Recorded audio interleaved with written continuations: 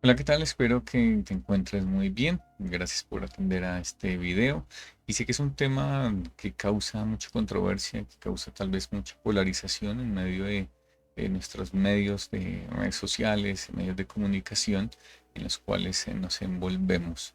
Y se habla mucho del aborto en esta semana. Quiero compartir con ustedes una perspectiva bíblica acerca de este tema. ¿El aborto será una salida? ¿Será que es la mejor solución a los males que presenta nuestra sociedad? Vamos a darnos cuenta a la luz de la palabra, que es lo que el Señor también nos muestra.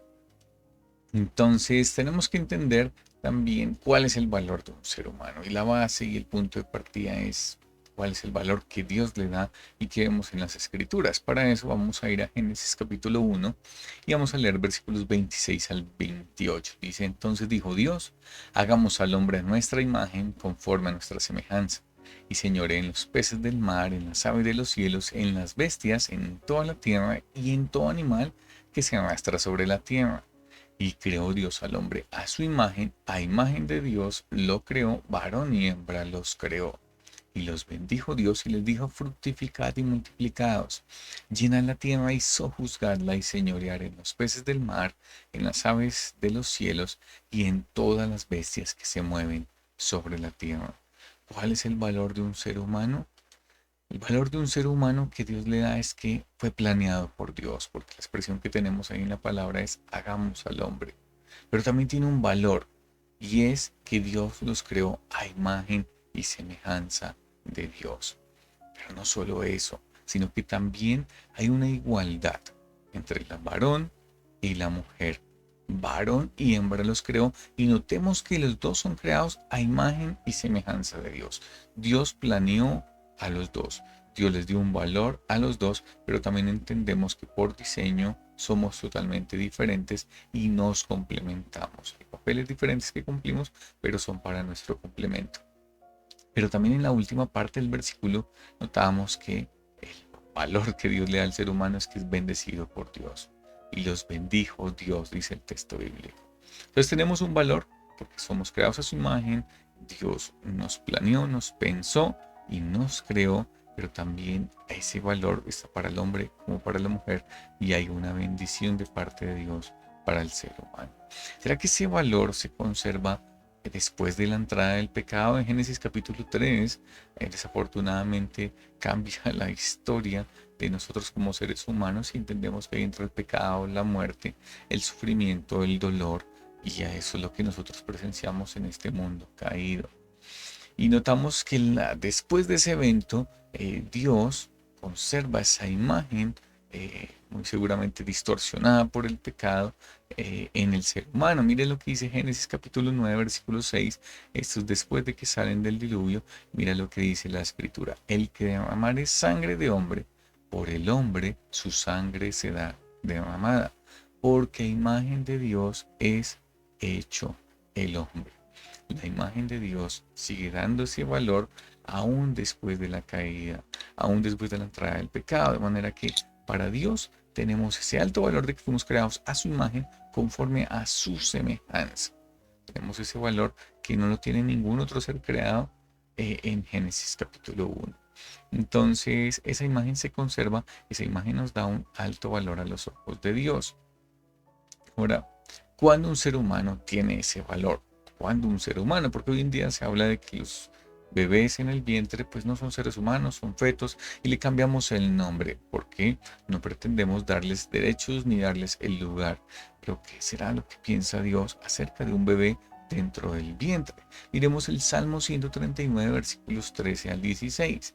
Dice, porque tú, y ese tú que tengo subrayado, va en vinculación en relación a Dios. Sé que hay algunos pronombres que no los subrayé en relación a Dios, pero quise darle resaltado algunos de estos. Tú formaste mis entrañas. Tú me hiciste en el vientre de mi madre. Te alabaré porque formidables, maravillosas son tus obras. Estoy maravillado y mi alma lo sabe muy bien. No fue encubierto de ti mi cuerpo, bien que en lo oculto fui formado y entretejido en lo más profundo de la tierra. Mi embrión vieron tus ojos, y en tu libro estaban escritas todas aquellas cosas que fueron luego formadas sin faltar una de ellas. Hay un gran misterio en medio del vientre materno y es cómo se forma absolutamente todos esos detalles. Dios nos creó y nos diseñó como seres humanos que nos reproducimos. Y el milagro de la vida está en que esa reproducción y esa formación del ser humano se lleva a cabo desde el mismo vientre de la madre. Y como somos creación de Dios, por lo tanto lo que es producido por nosotros viene también de su mano. De manera que Dios es quien forma nuestras entrañas, quien nos hace en medio del vientre de la madre, quien tenía un libro y está escrito absolutamente todo, nuestro color de piel, nuestro sexo, nuestro color de ojos, quiénes serán nuestros padres. Todo eso está pensado y planeado en la mente de Dios. Dice el texto en el versículo 16, mi embrión vieron tus ojos y en tu libro estaban escritas todas aquellas cosas que fueron luego formadas.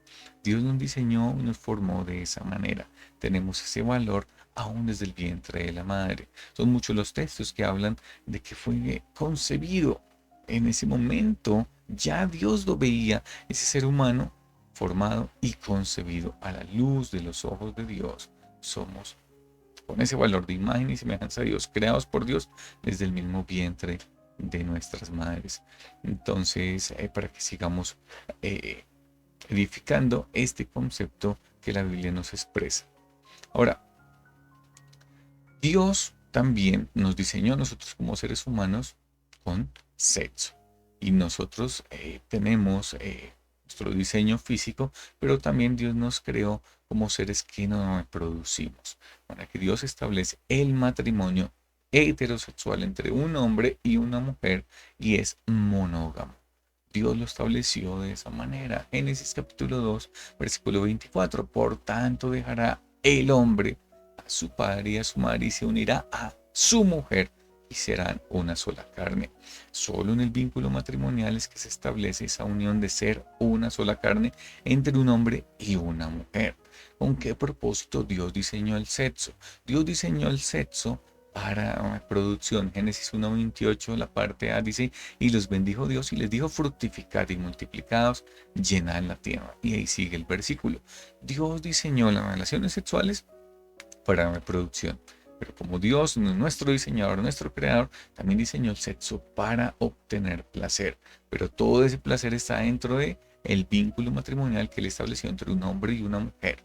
Entonces hay placer y hay muchos textos bíblicos que nos hablan de esto. Proverbios 5:18 dice así, sea bendito tu manantial y alégrate con la mujer de tu juventud.